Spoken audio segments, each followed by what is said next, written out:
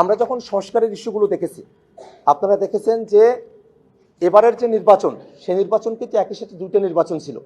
একটা ছিল সংসদ সদস্যদের নির্বাচন, আর একটা ছিল গণভোটের নির্বাচন। এবং এবারের যে নির্বাচনের আপনারা যদি ধারাবাহিকতা খেয়াল করে দেখেন, অন্তর্বর্তীকালীন সরকার গঠন হওয়া, যে অন্তর্বর্তীকালীন সরকার সংবিধানে ছিল না, কিন্তু জাতির প্রয়োজনে গ্রান্ড নর্মের জায়গা থেকেই, সংবিধানের ভিতর থেকেই এবং সংবিধানের বাইরে থেকেও আসলে এক্সট্রা কনস্টিটিউশনাল ইস্যু এবং কোয়াজি কনস্টিটিউশনাল সংবিধানের ভিতরে আসে না এরকম একটা পরিস্থিতিতে দেশ তো চলতে হবে, সেরকম জায়গা থেকে অন্তর্বর্তীকালীন সরকার গঠিত হলো। সেটা নিয়ে সেই শপথ গ্রহণ নিয়ে বিএনপির কোনো আপত্তি ছিল না।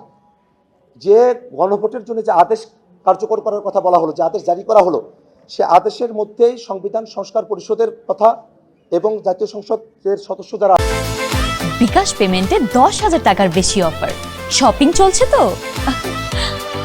আছেন তাদের কথা কিন্তু একই গণভোটের আদেশের মধ্যে বলা আছে।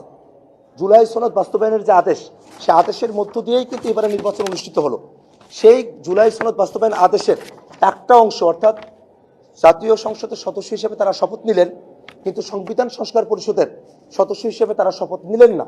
এই বিষয়টা কিন্তু আমাদের সামনে স্পষ্টত তুলে ধরে যে বিএনপির কাছে যে বিষয়টা তাদের ক্ষমতা গ্রহণের জন্য তাদের কাছে পছন্দসই, তারা শুধুমাত্র ততটুকু মানবেন, আর যেটা তাদের ক্ষমতাকে জবাবদিহিতার আওতায় নিয়ে আসতে পারে সেই অংশগুলোকে তারা বাদ দিয়ে দিবেন। এই ধরনের একটা মনোভাব তারা প্রথম দিনই তারা প্রকাশ করেছেন। এই জন্য সংস্কারের বিষয় নিয়ে বিএনপির সরকারের তরফ থেকে একটা শঙ্কার জায়গা তৈরি হয়েছে। যতই শঙ্কার জায়গা আসুক না কেন, আমরা জানি বিএনপি শুরুতেও সংস্কারের বিপক্ষেই তাদের অবস্থান ছিল, সংস্কার কমিশনেও তারা সংস্কারের বিপক্ষে ছিল। যারা যখন হা এবং না ভোটের ক্যাম্পেইন চলে, ছাত্রদল অফিসিয়ালি তাদের অফিসিয়াল পেজে না ভোটের ক্যাম্পেইন করছে, তাদের বুদ্ধিজীবীরা না ভোটের ক্যাম্পেইন করেছে, এবং শেষে গিয়ে জনচাপে পড়ে তারেক রহমান রংপুরে গিয়ে হ্যাঁ ভোটের পক্ষে তার বক্তব্য তিনি উপস্থাপন করেছেন। এই যে জনচাপে পড়ে গিয়ে গণভোটের পক্ষে হ্যাঁর পক্ষে অবস্থান নেওয়া, আমরা এটাও জানি যে যে জনচাপ জনগণের মধ্যে রয়েছে, শুধুমাত্র যারা 11 দলকে ভোট দিয়েছে বা অন্য দলগুলোকে ভোট দিয়েছে তারাই যে গণভোটে হ্যাঁর পক্ষে ভোট দিয়েছে বিষয়টা এরকম নয়।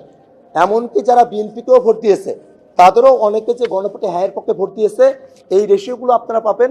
বিএনপির ভোটের অনুপাত পার্সেন্টেজ, 11 দলের পার্সেন্টেজ, এনসিপির পার্সেন্টেজ, জামাতের পার্সেন্টেজ এবং গণভোটের যে পার্সেন্টেজ, এই হিসেবটা করলেই বের হয়ে আসে যে কোনো দলীয় বিবেচনায় থেকে কিন্তু জনগণ হ্যাঁ ভোটের পক্ষে তারা মতামত দেন নাই, বরং তারা জাতির প্রয়োজনে, দেশের প্রয়োজনে তারা গণভোটে হ্যাঁর পক্ষে অবস্থান নিয়েছেন।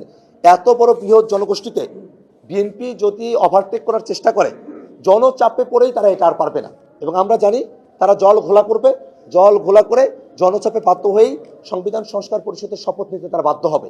এই কারণে আমরা মনে করি যে সংস্কারের বিষয়ে যে দোদুল্যমানতা বিএনপি সরকারের পক্ষে রয়েছে, সেই দোদুল্যমানতার ছোঁয়া যেন আন্তর্জাতিক অপরাধ ট্রাইব্যুনালে না আসে, সেই বিষয়টাই তাদেরকে জানানোর জন্য, সেই খোঁজখবরগুলো নেওয়ার জন্যই আজকে আমি এখানে উপস্থিত হয়েছি।